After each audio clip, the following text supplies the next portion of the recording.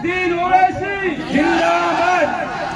देखो देखो कौन आया, शेर आया, शेर आया। मारवाड़ की सरजमीन पर कौन आया, शेर आया, शेर।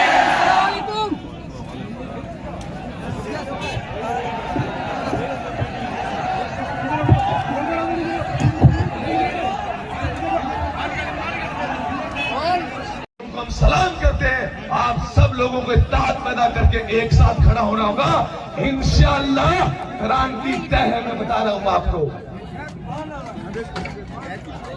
अब आप लोगों को जब हम काम कर रहे हैं तो कई लोग, कांग्रेस के लोग कहते हैं कि ओवैसी साहब बीजेपी की बी टीम है। बोलते ना, बोलते। और जब मैं मेरी खुद की ख्वाहिश थी मौलाना जमाल साहब के साथ में 6 महीने से मौलाना साहब से दरखास्त कर रहे थे कैसे साहब हमारे था। क्या इनके पास जो एक मुसलमान एमएलए जीत कर आए हैं वो मुंह नहीं खोलते? और अगर कोई उनके पास, यहां के मौजूदा विधायक के पास अगर कोई जाता है काम करने के लिए तो वो पूछते हैं कि अभी हमारे भाई ने बताया, उदाराम जी ने, जरा लिस्ट तो लेकर आ कि तुम्हारे गांव से मुझे वोट नहीं मिला। क्या नाम है एमएलए साहब का? अमीन खान साहब। आप उम्र में मुझसे बहुत बड़े हैं, मगर मैं भी एक राजनीति के घराने से आता हूं। मैं भी 28 साल से राजनीति में हूं। 2 मर्तबा का विधायक रहा हूं और 4 मर्तबा का सांसद पे कामयाबी अल्लाह ने मुझे अता की। हैदराबाद की आवाम का शुक्रिया। अमीन खान साहब, जरा मेरी बात को सुनो। अगर आपके यहां पर लोग हैं, मुझे यकीन है कि आप बिजाए होंगे कि देखो ये भड़काऊ भाषण क्या देता है। अब आपको हम भड़काऊ भाषण दे रहे हैं अमीन खान साहब। मैं भी इलेक्शन जीतता हूं। हैदराबाद में हमारे दफ्तर का नाम दारुस्सलाम है। खुला दफ्तर है, कोई दरवाजे नहीं है, कोई भी आकर मुझसे मिल सकता है। कोई सिक्योरिटी नहीं, कोई रोक टोक नहीं। इलेक्शन जैसा खत्म हो जाता, मेरे पास बीजेपी के, कांग्रेस के वो तमाम लोग आते जो मेरे मुखालिफ में इलेक्शन में काम किए थे, और मैं अपनी जबान से कभी उनको ऐसा भी नहीं कहता हूं कि क्यों आए यहां पर, बल्कि इज्जत देकर उनको बिठाता हूं और पूछता हूं, बोलो क्या काम है तुम्हारा, फिर हराऊंगा मैदान में। ये दम होना चाहिए, ये इत्मीनान होना चाहिए। अमीन खान साहब, अब हम आपसे कह रहे हैं कि इंशाअल्लाह ताला आप दोबारा इस विधानसभा से विधायक नहीं बनेंगे इंशाअल्लाह ताला। सुना है कि आप अपने बेटे को तैयार कर रहे हैं। अमीन खान साहब, हम भी अपने बेटों को तैयार कर रहे हैं। इन दोनों के दरमियान से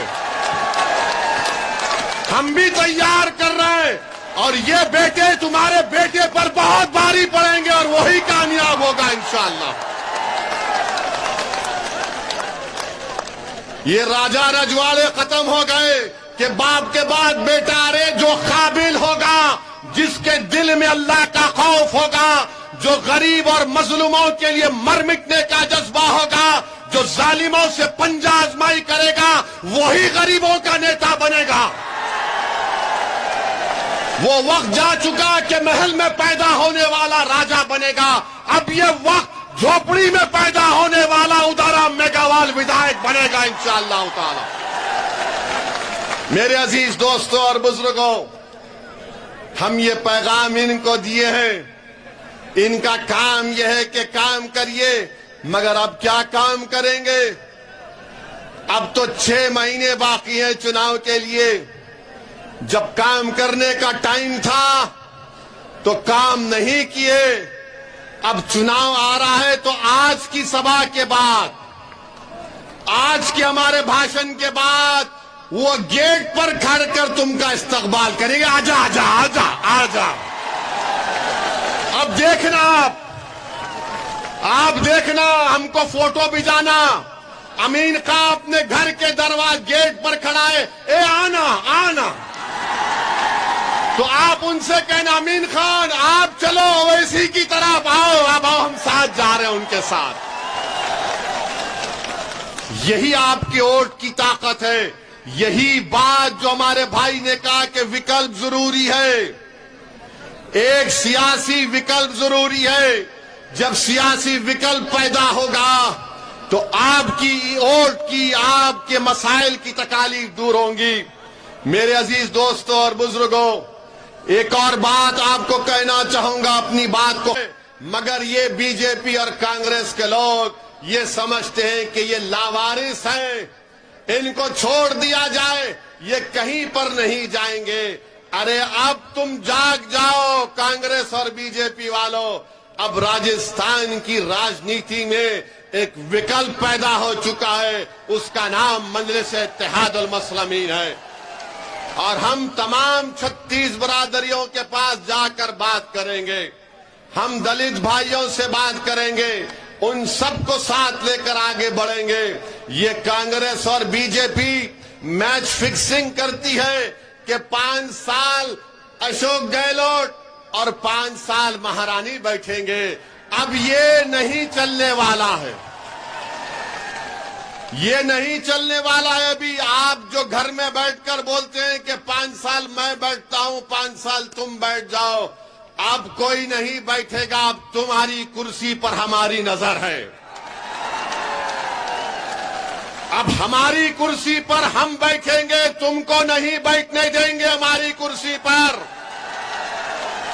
कि हमारे देश के प्रधानमंत्री नरेंद्र मोदी जब से बने हैं, पिछले 9 साल में सबसे ज्यादा आतंक, ये जो लोग गांव रक्षक के नाम पर आतंक फैलाते हैं, अरे गाय से हमारे हिंदू भाइयों को अकीदत है, हम मानते हैं, मगर ये कौन लोग हैं जो गाय का नाम लेकर पीलू खान को मार दिए, रघुवर को मार दिए, अखलाक को मार दिए, हाफिज जुनैद को मार दिए, जुनैद और नसीर को मार दिए, दलितों को पीटते हैं, मारते हैं। जब से देश के प्रधानमंत्री श्री नरेंद्र मोदी बने हैं, ये गौ रक्षक के नाम पर ये लोग एक धंधा और कारोबार कर रहे हैं। ये मैं नहीं कह रहा हूं, वो खुलकर कह रहे हैं उसमें कि हम पैसे लेते हैं जानवर की गाड़ी पर,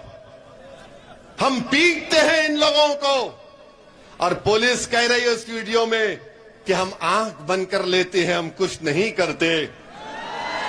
देश के प्रधानमंत्री, फिर आपने मिरासियों को रिजर्वेशन क्यों नहीं देते, मेवातियों को रिजर्वेशन क्यों नहीं देते?